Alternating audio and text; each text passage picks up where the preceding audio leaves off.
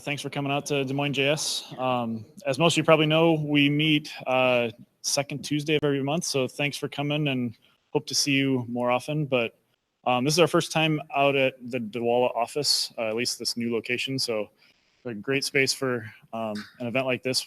Really appreciate Douala hosting us tonight, and so we'll learn from Rocky about serverless webhooks. So turn it over to him. Thanks, Matt.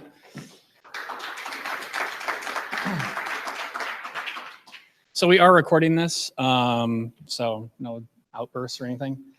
My name's Rocky Warren. I'm a principal software engineer at Douala.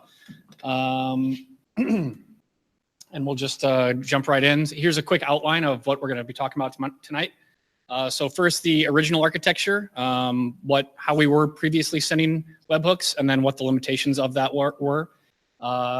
Brief overview of the new architecture, and then we'll start walking through the code. It's all open source, and I'll have links at the end of this talk for the code that's out there. We'll go over the rollout strategy from, we have a sandbox environment where our clients can begin testing. Since we're moving money, that's pretty important for us. So we rolled it out there first and then into production. A lot of lessons learned through this process, and then the results of did we actually get what we were expecting. So first, the background. We're Douala. We're a payment platform. Our principal thing that we offer is an API to move money. So it's for bank transfers. We offer user management and then instant bank verification. So certain actions while you're working on our API, most every post action generates at least one webhook. And a webhook, if you're not familiar, it's also called a web callback or a push API. So essentially it's us calling your service, so your backend server. And then you can react on that to, say, update your UI or send an email to your client. That's a popular use case for us. So all of that is an HTTP post that we send, again, to our partner APIs. And then it includes an ID usually that they can then go back to our API to get additional information if they need to. The main benefit of webhooks is it prevents polling against our API. So it makes it cheaper for us to host if people aren't constantly polling, looking for status updates of transfers. So you can think of, we call them customers in our API. So one of our partners will create a customer, and those can go through different verification states. So if you want to know when it goes into a verified state, you'll just subscribe to that webhook and be notified immediately when that happens. So this is the original architecture.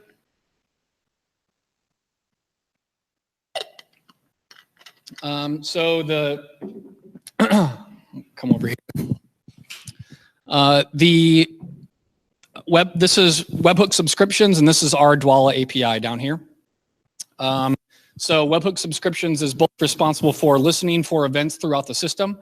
So it subscribes to those events, and then it looks up any subscriptions that it has for a specific URL, and it puts those onto a queue. So there's just one queue here that's shared between all of our partners. And then there's a fleet of workers that were written in Scala that would listen to that queue and then actually call the partner APIs over here on this side. So from an end user's perspective, they would create a subscription. So they'd hit our API and they would post to create a subscription and just provide us with a URL. We would then create a subscription in the webhook subscription service.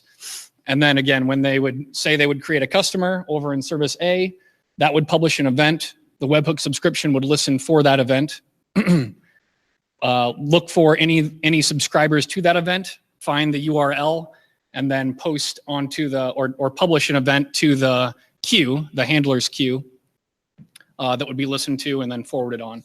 These dotted lines on the bottom are retries. We have a exponential backoff strategy. So if the first one fails, it'll get thrown onto one of those queues. So there's a 15-minute one, a 45-minute one, all the way up to 24 hours that will then just continue to retry that webhook up to 8 retries, and then it ends up on an error queue that's not shown. once the call is made from the handler, it publishes an event. So that's why the arrow is back to the subscription service. It publishes an event back onto another queue. The subscription listens for that and then saves it off into a database. So pretty standard. The limitations, however, are that at peak load, and you could probably already know this if all of our partners are sharing one single queue, at peak load, they're quite delayed, and they're delayed because it could be because there's so many messages in there. We have a big batch process that runs, and they can get delayed up to 60 minutes. So if you're creating when the batch process runs, it dumps a bunch of messages onto the queue, and then if you create a customer, say, that's at the very end of the queue, and it has to wait for all these other ones to get processed first. So it essentially defeats the purpose for someone that really wants to know when something is happening. If they create a customer and they're expecting to send an email based on that event, they may go back to long polling our API, which isn't giving them what they want and isn't giving us what we expect. So yeah, partner processes, their notifications are delayed. And so what was happening was the partners' customers were complaining to them that it seemed like their services were slow. And they would turn around and complain to us because they were slow. They were seemingly slow because we weren't getting them the notifications in time. So two big things are high volume partners, again, would dump a bunch of messages onto the queue, and also slow to respond partners. So if a particular partner is taking say each request is timing out after 10 seconds that we're trying to call their API, they're again going to be slowing everyone else down that's behind them in that queue. So one way we could get around this is by scaling the Scala workers that are listening to that queue, but then we're scaling them for all of our partners. So we're making parallel requests for even smaller customers that maybe that aren't doing anything wrong and aren't slowing down the queue, and maybe their API can't handle a bunch of requests in parallel. But that's really our only knob that we can turn, is to just spin up more workers to handle the queue.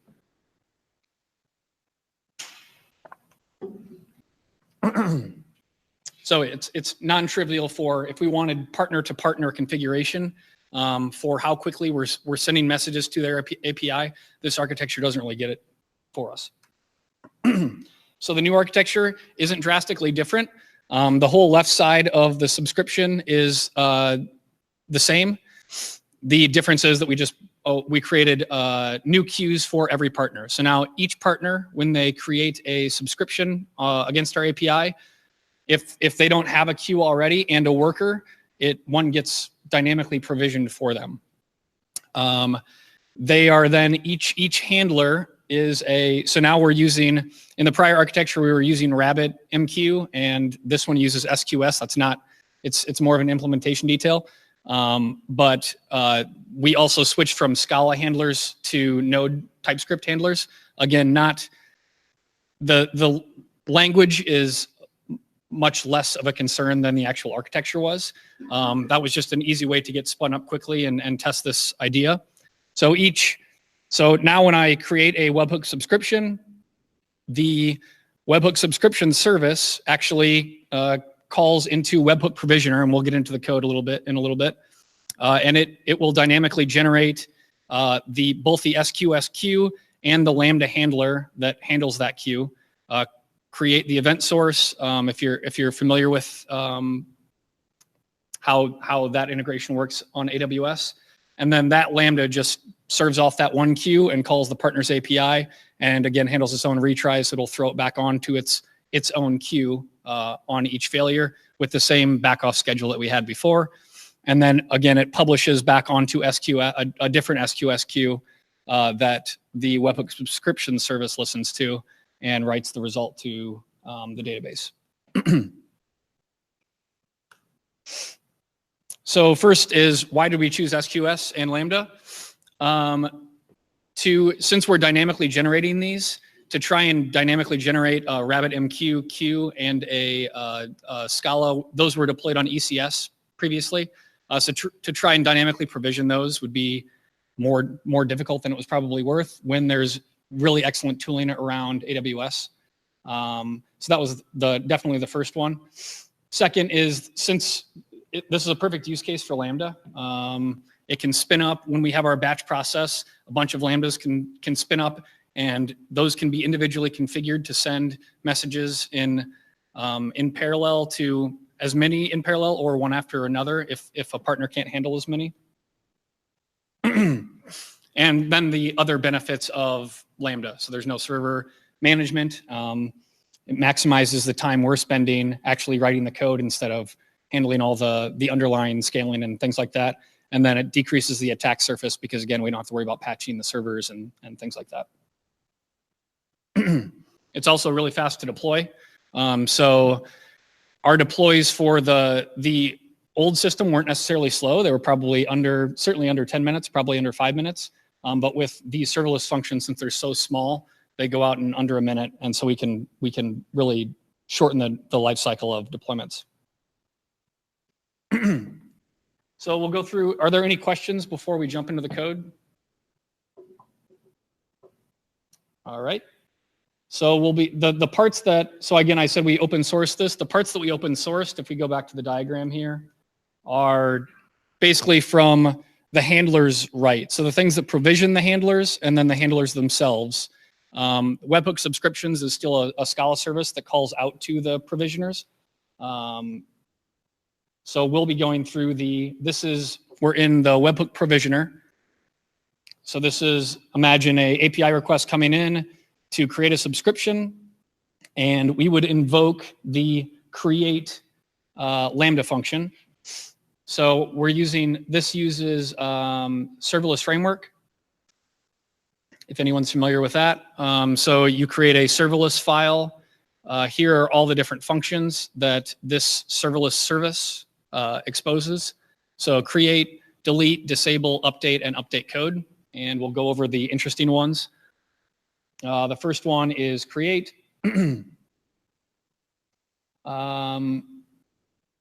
the interesting part of create is, so it'll go in and here's all the things it creates. It creates alarms. So it creates CloudWatch alarms for both queue depth, or it's now the age of the messages. So if the age of a message reaches over 15 minutes on any queue, we'll get an alarm. Because that either means that there's a ton of messages and they're not being processed quickly enough, or that maybe there's an issue with the downstream Lambda function that's handling those messages. There's also alarms for errors in the Lambda function. And we also set up a custom metric for a regular expression of like square brackets error in any CloudWatch log that will fire off another alert to us so that we can investigate. It then creates Lambda function, creates a log group. Log groups are where CloudWatch logs reside, so that'll fire off any console.log in your code will go off to CloudWatch. It creates the SQS queue, and then roles to make sure that the Lambda can pull messages off of the queue. And then here is the code that creates the Lambda. Again, this is just using all of the AWS SDKs to create Lambda functions.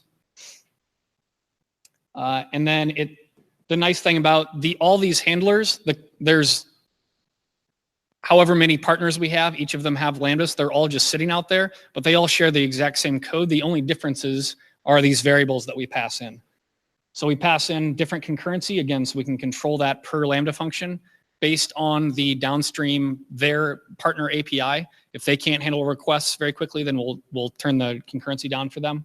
They all share the same error queue and result queue, but they each have a different partner queue that they are listening for messages on. And then we put the version in here. And this version will become apparent why we do that a little bit later. That's actually right now. So what we use I'm going to have to kind of jump back and forth here, but here's the Lambda code, or the handler code. So when the handler code, when we make any changes to the actual webhook handler that's pulling messages off of the queue, during the deploy job of that handler code, it actually invokes a function, this function within the webhook provisioner code, and says, okay, this Lambda function has been deployed. It's new code. Now go and look up all the old functions that exist out there with the old code and update them to the new code. So that's what this Lambda function does. Going back to what the other ones are in here, Delete is only called if the create fails. So just right now it just cleans up all the, maybe there were certain resources got created and then it failed on creating the alarm, for instance. It would go and delete all the other resources that were created prior to that. Disable, I can get into a little bit more, but essentially we were running, since these are dynamically provisioned, if someone were to delete their subscription, we would go and we would actually call delete. We would call this function and delete everything.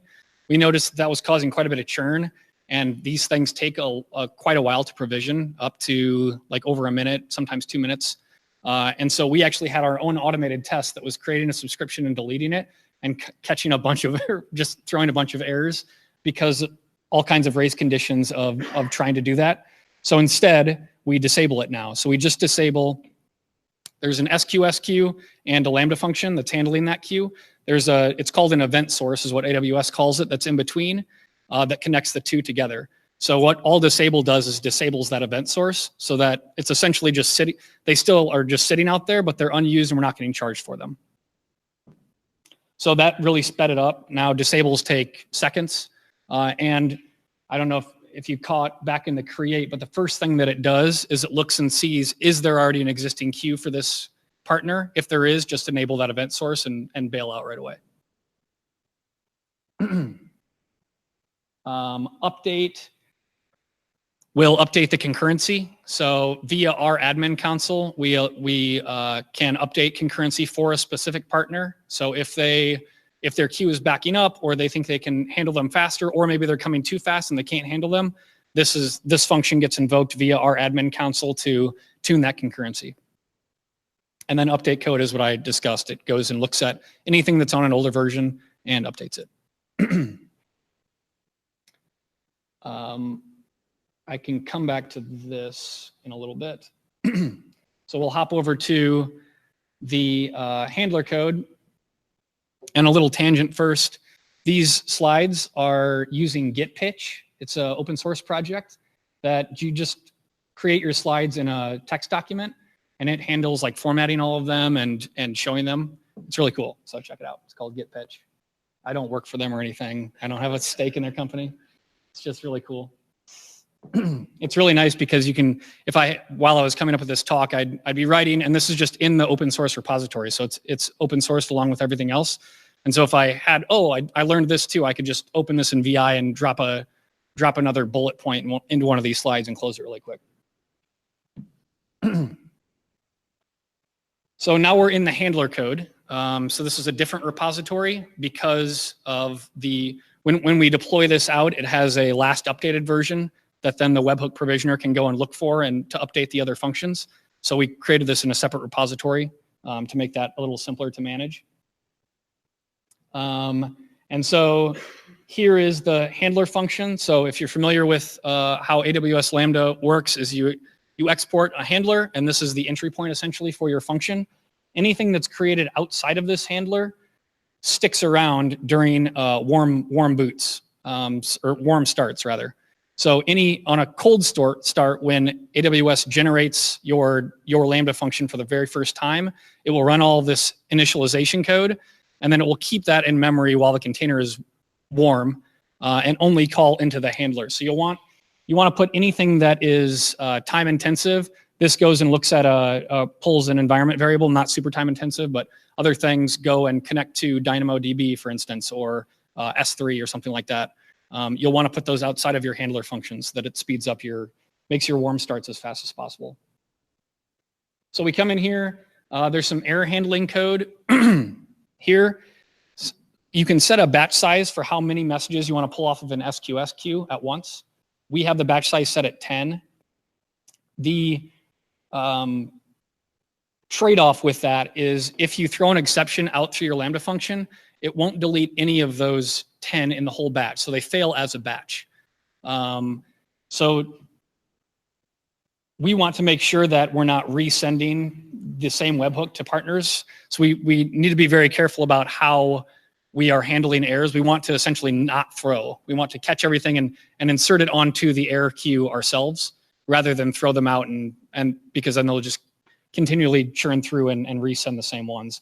So you'll see some kind of weird error handling code that you wouldn't normally probably care as much about if you didn't care about sending the same messages multiple times. So this is a pretty simple. It starts up, it sends the webhooks if it needs to. It then publishes the results to SQS. Where it gets a little bit tricky is the concurrency. So there's two concurrency dials that we can turn per partner queue.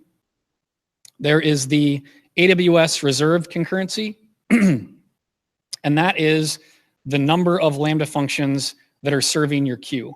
So we have that set pretty low. That'll go up to your account limit if you don't set anything, which is 1,000 by default. So if you drop 1 million messages onto the queue, it'll ramp that up to as many Lambda functions as possible in parallel and just drain the queue as quickly as possible. We don't, again, want to do that because it'll just overwhelm the majority of our partners' APIs. So we set that to a pretty low number. And then we have what is in this code called the post concurrency. And that is once you're in one of those Lambda functions, so we have reserved concurrency defaulted to 2.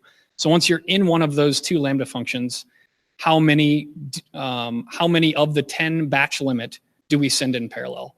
And we set that by default to 5. So they're multiplicative. So we have 2 Lambda functions running at the same time that are each sending 5 at a time. So our default is 10 events that we're sending to a partner's API at once. And again, we can tune both of those via our admin console to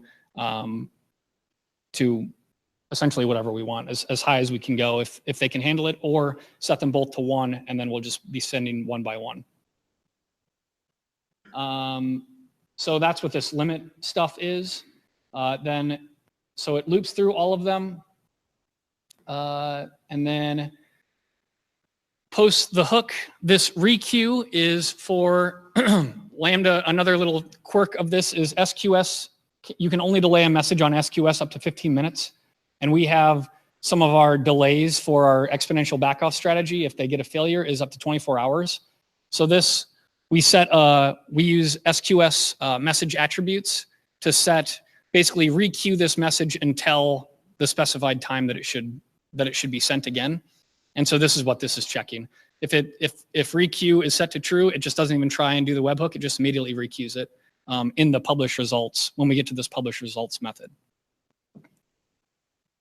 We could have done this with Dynamo as well. We could have dropped something in Dynamo and not continually requeued them over and over again. But SQS is pretty cheap and it simplified the architecture, so that's what we went with. Post hook, pretty simple. We make a post request with essentially the body of the SQS event that we received. And then we do a hard timeout after 10 seconds. So if they haven't responded within 10 seconds, we kill it, and we send a result back as an error to the webhook subscription service that's listening. And then publishing results. This looks at any that actually were sent would end up on the result queue. Any that were requeued end up back on the partner queue. So it's publishing both. If either of those fail in send batch, then it sends those that did fail to the error queue. And another kind of gotcha with publishing messages in a batch to SQS is they can fail individually. So the whole batch, in this case, will not fail. Some of them could succeed and others won't. So you have to make sure you check the result, and only if any do fail, then make sure they get to the error queue so we can inspect them later. Nothing's listening on the error queue. It's just sitting out there, and we have, again, an alarm. If any get sent to that queue, we get notified, and then we can go take a look and see what happened. And then there's another repository that we created to move those to the specific partner queues to be retried if we fix the bug or if it was a temporary error or something like that.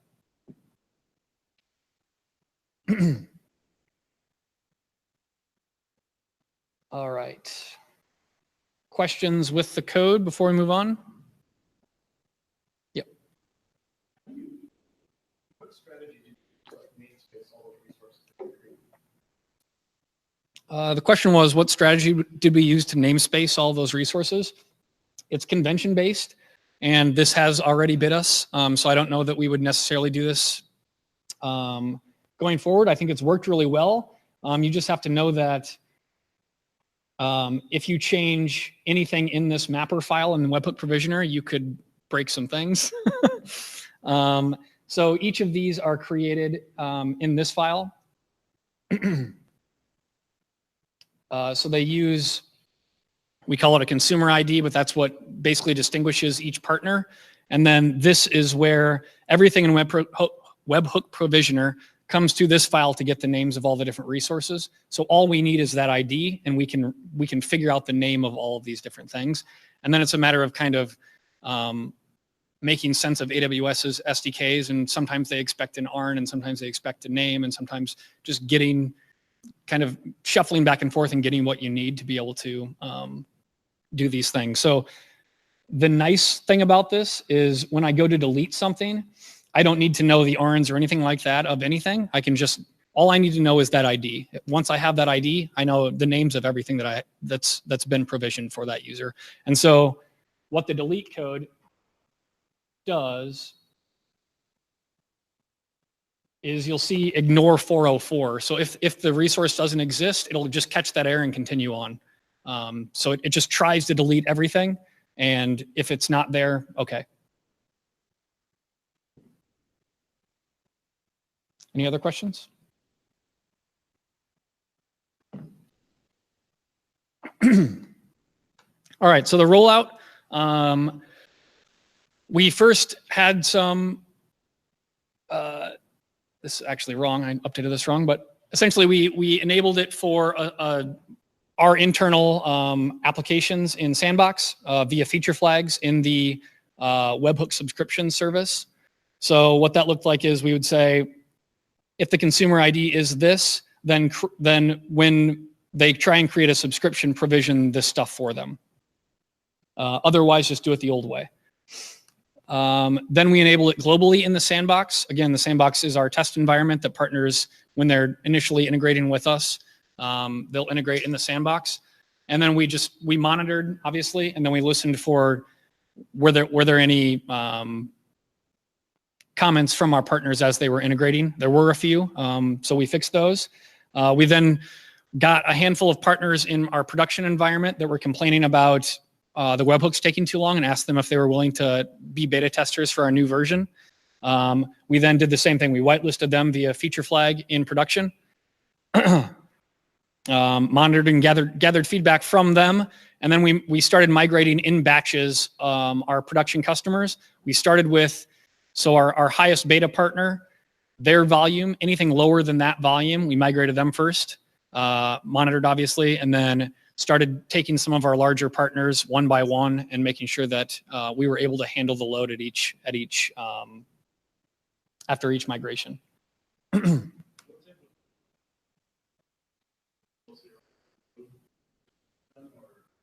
We honestly, so, oh, sorry. He said, what type of feedback were you getting from partners? Was it more around load, or surprisingly, we didn't get a ton of feedback. Some of the feedback was that some of the HTTP libraries, since we were moving from Scala to Node, and I was also using some just popular HTTP libraries, they were doing things different with the requests that they weren't expecting. So one of them was lowercasing the headers, for instance. One of them was not handling an HTTPS to HTTP, or vice versa, HTTP to HTTPS redirect properly. Things like that. Yes, we did also have some, I think once you explain that you're going to be making changes, it seems like people start concentrating on that more and finding issues that maybe were there prior to that. So we had a couple of those too.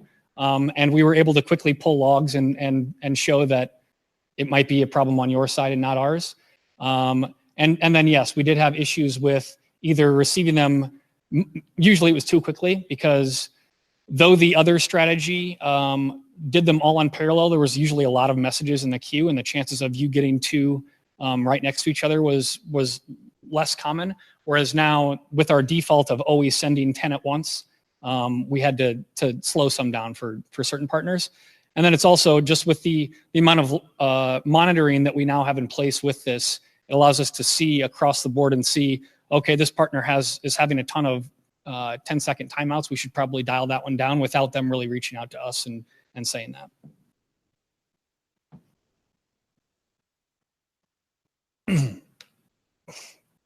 So any other questions before I move on to lessons learned? There's a lot of these. There's 2 slides of lessons learned.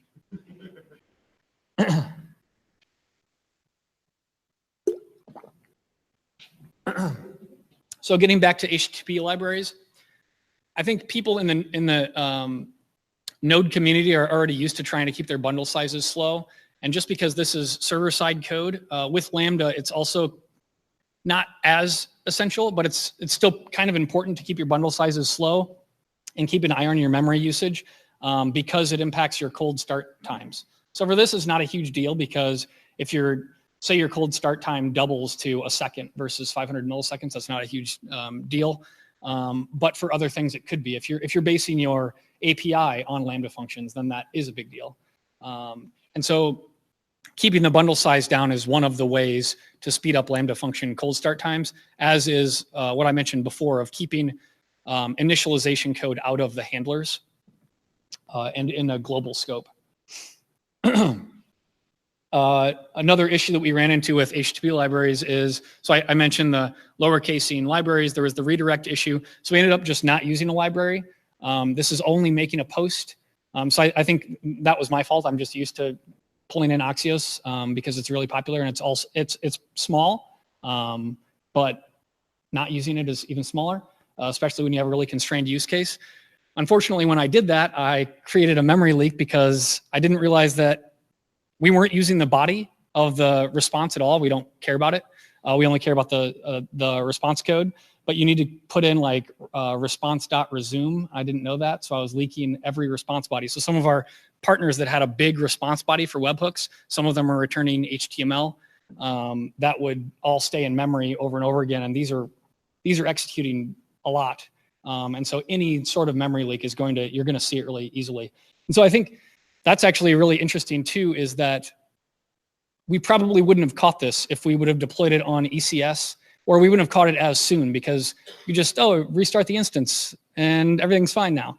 So this really forces you can see the memory on every execution ticking up, and it kind of, especially for someone like me, really annoys me, and I have to go figure out what the problem is. But now, after learning that, now I know that for going forward, I always know that, okay, here's a problem that I could easily make again. Second one, CloudWatch. So you saw that we were creating CloudWatch log, or a log group for each of these. The default retention period on a log group is forever.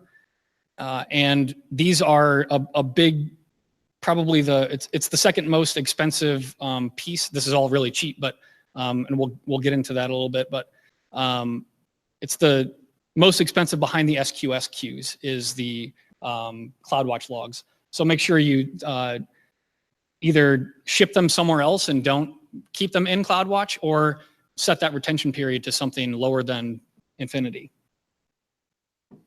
Another thing, there's a lot of best practices in AWS documentation. It's there for a reason. They're best practices, and they're best followed, or you're going to run into some issues. And while I was working on this, I would check the same best practices document just occasionally because I'd stumble upon it, and the numbers would be changing. So I think AWS is still kind of figuring this out. The SQS and Lambda event source is relatively new, maybe within the last 5 to 7 months. So I think they're still kind of trying to tune this and get it correct. So things like if your Lambda functions can get throttled. So if there's more messages on the queue, they'll have little workers trying to push messages to your Lambda functions. And if there's not enough Lambda functions because you've set the reserved concurrency low, you'll start getting throttled. So there's best practices for avoiding that. We are not really listening to those because we don't want to overwhelm our partner APIs or partner APIs. But at least we know what the best practice is and why we're seeing all these throttles, because we're not following that. Dead letter queues.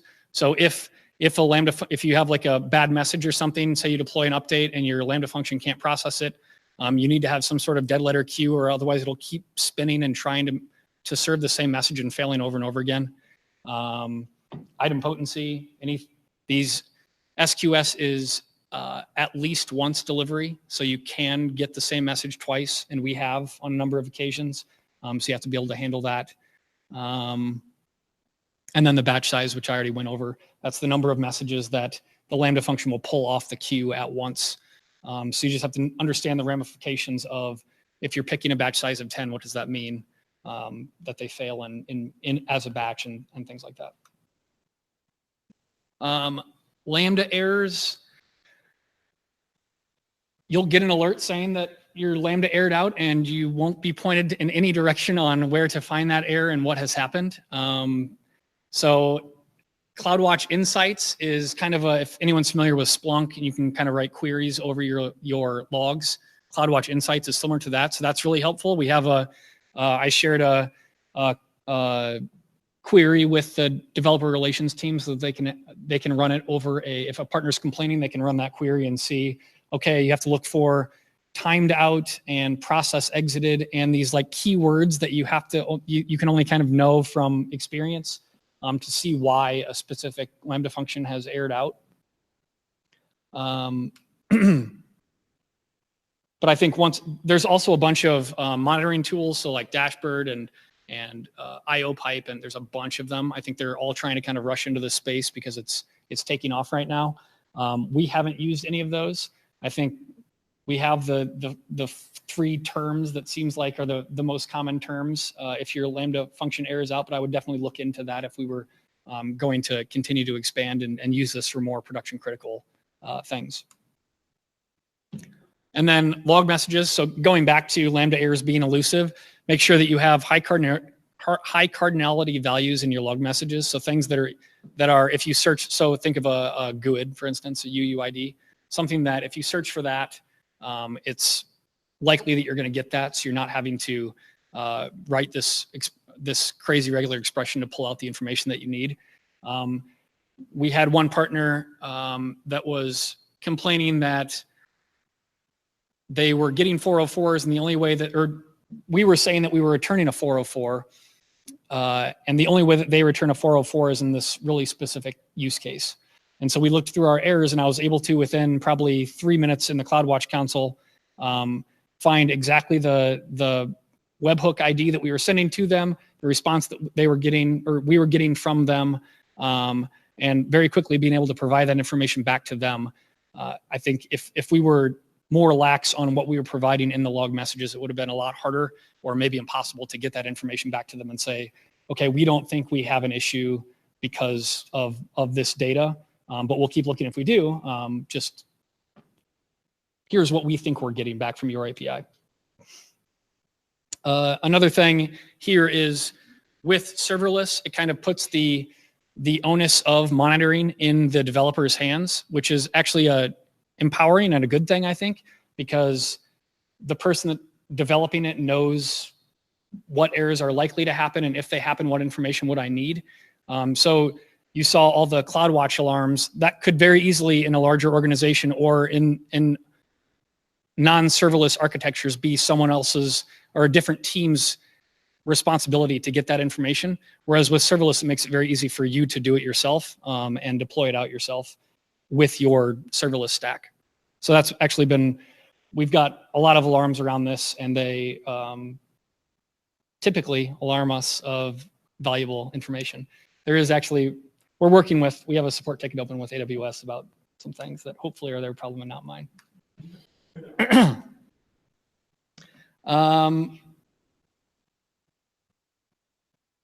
So this came up a question from last time I gave this talk. You can configure a Lambda to serve multiple queues. So we could have had just one Lambda handler and a queue per partner, and that Lambda handler could serve all of the different queues. And so it could spin up 700 Lambda functions or whatever it needed to be able to keep up with all the different queues. Why we didn't go, we considered doing that. Why we didn't go in that direction is because it limited the configuration options of being able to fine tune what is the parallel, how often are we hitting a specific partner's API. So yes, it would have simplified things, but it wouldn't have given us one of the main goals that we wanted to accomplish. So we use TypeScript, serverless framework, and then AWS CDK. Those all worked really, really well. You can use, I'll show you a little bit of what AWS CDK is. It stands for Cloud Development Kit. Serverless framework is a open source framework that allows you to configure basically your Lambda service in a YAML file and then deploy it out, and it'll handle all the CloudFormation and setting up CloudWatch alarms and all that stuff for you. There's also a bunch of plugins that make it really, really handy. They can serverless webpack your Lambda functions, again, to keep the size down so that they cold start quicker. And then TypeScript, I'm sure most of you are probably familiar with that, but it's essentially a superset of JavaScript that adds types, and then they are removed and it's transpiled down to JavaScript. So it's just mostly at build time, helping you with making sure that a string's a string and not a number. Those have all helped a great deal, and especially with the combination of them. So AWS CDK is actually written in TypeScript natively. They have bindings for Java, and I think they're working on Python. But the nice thing about TypeScript is it really improves the IDE experience as well, because you can control click on any type and get exactly what you need. So it's essentially like having the AWS documentation within your Visual Studio Code or whatever or IntelliJ, WebStorm, whatever you use to develop. So that has made it really easy to speed up that cycle. So quickly, AWS CDK. Serverless framework is it's specifically around Lambda functions and connections to and from Lambda functions. So for instance, it makes it really easy to set up a SQS source and a Lambda function handling that SQS, or SNS, or API gateway. It'll generate all of your API gateway code for you with one line of YAML. That's where it comes in really handy. Where AWS CDK, it's kind of, I think it's trying to do a lot of what serverless framework does, but also anything. Essentially, it's codifying CloudFormation. So we use that in Webhook Provisioner to create our topic. So our topic is our SNS topic. This is where all the CloudWatch alarms get sent to this topic, which then gets forwarded onto into a Slack channel. So this is Amazon CDK. So you create a stack. This is from Amazon CDK. You extend it with my stack, and then you can start dropping stuff in. A lot of these names are very similar to what they are in CloudFormation documentation. So it's, for instance, when you create an alarm, you have a namespace, you have a statistic and a threshold. The nice thing, and they're iterating on this. I think some of this has already changed if I were to update these libraries. But where it gets nice is if you have things that aren't in the CDK. So this log group was created by the serverless framework, and it allows you to import those into the CDK so that I can use it as if I created it in natively in the Cloud Development Kit. So now I can reference this log group that was created outside of this in here and attach different depends on flags and whatever onto here. So I'd recommend looking into AWS CDK. I think it's really nice. And so how this all operates is, so I create a bunch of metrics and the result queue and the error queues are all created in here. And then the output of this in my package JSON file is to do this CDK synth. And what that does is drops it into a YAML file as stack.yaml. So it outputs it as this, just a regular CloudFormation YAML file. That's the output of the CDK. And then the serverless framework allows you to import CloudFormation. So I import that stack.yaml in my serverless.js file and then just deploy it all out as one stack. So that's how this all kind of fits together. You can deploy with CDK, but since we're using serverless framework as well for the Lambda function niceties, you can also use them together, and it's worked really well for us.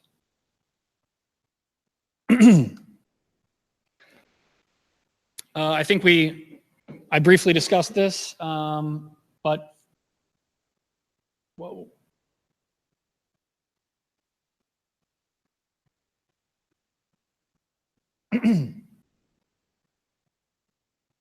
Full screen.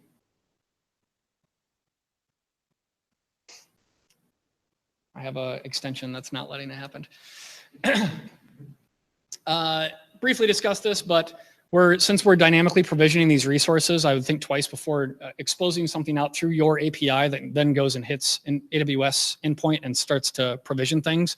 The reason that CloudFormation takes so long, if you want to know the reason, then try and do it yourself. There's a lot of, you have to retry a lot. We were having this issue.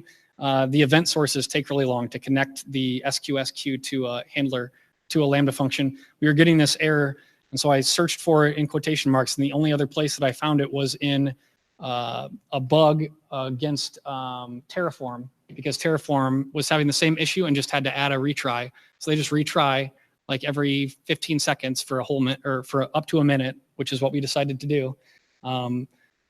The reason we didn't so we also had the idea of just using CloudFormation, so just generate a stack for each partner. The reason we didn't do that is because of AWS account limits. There's a 200 stack limit, and we would have one of these per partner. So you also have to be cognizant of what those account limits are. Yes, you can get them raised, but if overnight we sign up a bunch of partners or a bunch of different applications get created, we could exhaust that, and it would be impacting our production deploys because of something that's dynamically happening through the API. So understand AWS account limits. There is good documentation around these, but when you're starting to use a service, especially at scale, make sure you understand what the limits are so you don't, and put alarms in place. Trusted Advisor is an AWS service that allows you to keep an eye on which service limits you're getting close to make sure that you're not blowing through those. And then tagging. So we tag all these resources. It makes it really easy to see exactly the cost of what webhooks are costing us in AWS, because you can filter by tag.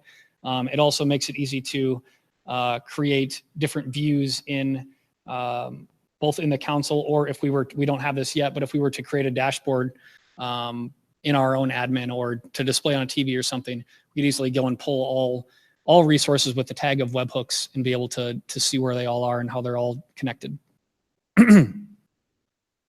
So getting into the results. So it scales essentially up to what our partners are able to scale up to. So and our AWS account limits. We can send these as fast as you're able to consume them on a per partner level. So this has already been really cool to see if there are complaints about webhooks. We have a lot of tools at our disposal now to make those, to be able to help that partner to get around their issues. Either we can say that, oh, it looks like your API is taking a little bit to respond. We can increase it, but I don't know that that's going to really help throughput.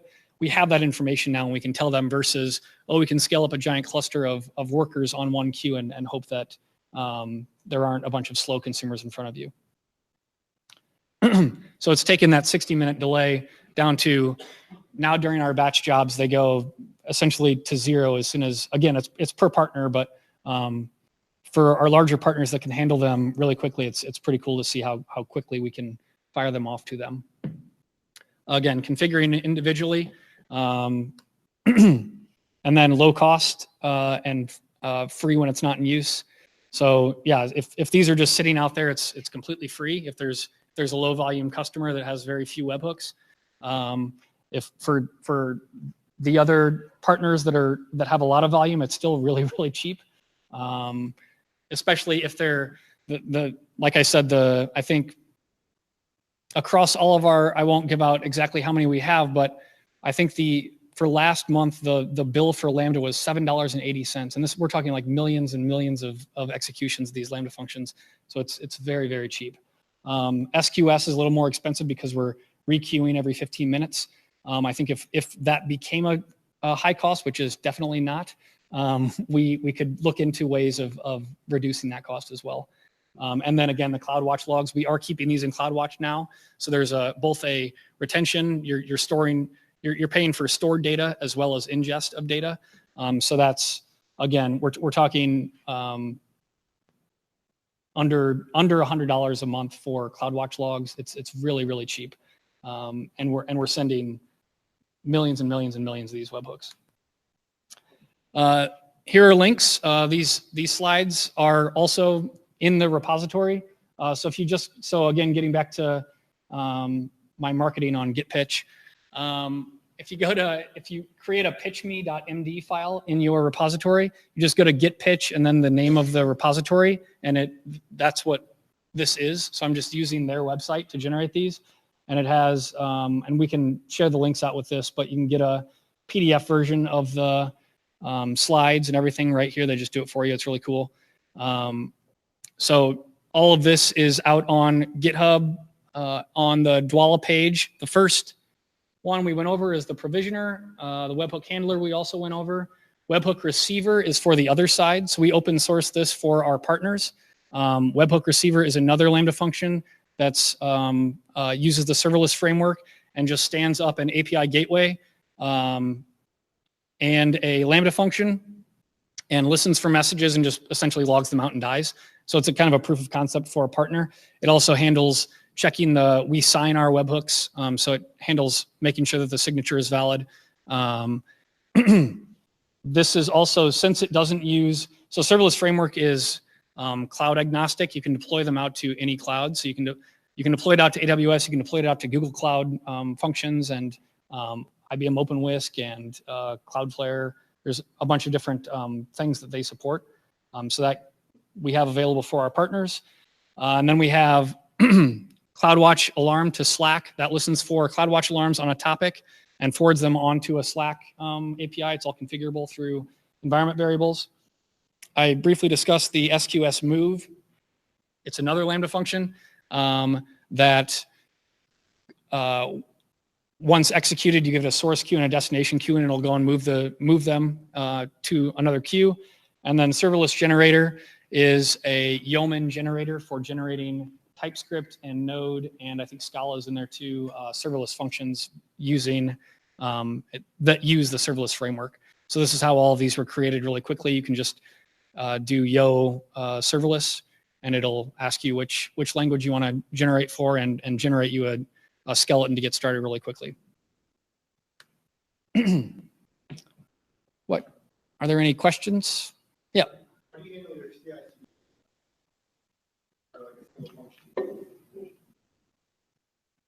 The question was, how do we handle our CI/CD process? So we use Jenkins. So there are two services that get deployed here. There is the webhook provisioner and the webhook handler. So webhook provisioner just runs, there's a command via the serverless framework called serverless deploy. And that will deploy everything out via CloudFormation to AWS for you. And so if we go back to the code, it uses the serverless.js file, and here's where I laid out all the functions. So it will deploy each of these functions out in one CloudFormation stack. And so we just call that SLS deploy from Jenkins. The other one, same idea, it uses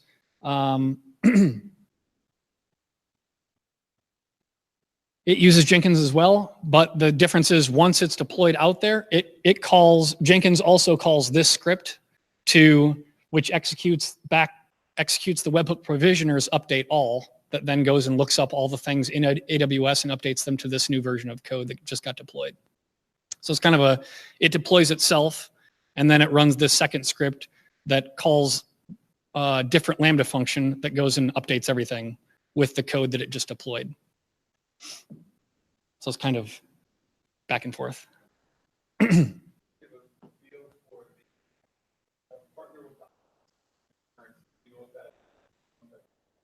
We have it capped right now at 50 in parallel. That can go up, but we have no real need to go up because the queues don't back up. So that's with 5 reserved concurrency. So there's 5 Lambda functions serving the queue, and they each are sending 10 at a time, which is the max batch. So they just get a batch and they send them all, and there's 5 of them doing that. And it seems like what the receiver must be doing is spinning up something with maybe a Lambda function and just dropping those onto a queue and then processing them later. I'm curious if you can say anything generally about the cost of SQS versus running your own queue on EC2. The question is cost of SQS versus running your own queue. I don't actually know. I know the SQS numbers, but I don't know what we pay for our Rabbit infrastructure costs. I think I don't know that we have like it tagged down to that level of granularity. I honestly don't know.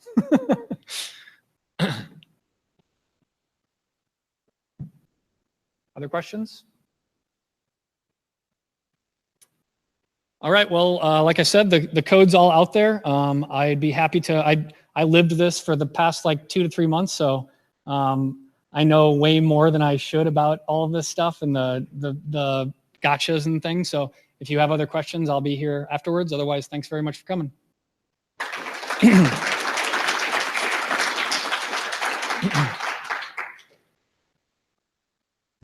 Yeah, thanks everybody for coming. Thanks again to Dwala for hosting. But yeah, please stick around, pick Rocky's brain a little bit. I think there is a little more pizza if somebody wants another slice, but yeah, next month, second Tuesday of the month, we'll be meeting again. We're always looking for speakers. So we have a talk proposals repo. Feel free to file an issue there, and we're happy to open up the conversation for more speakers.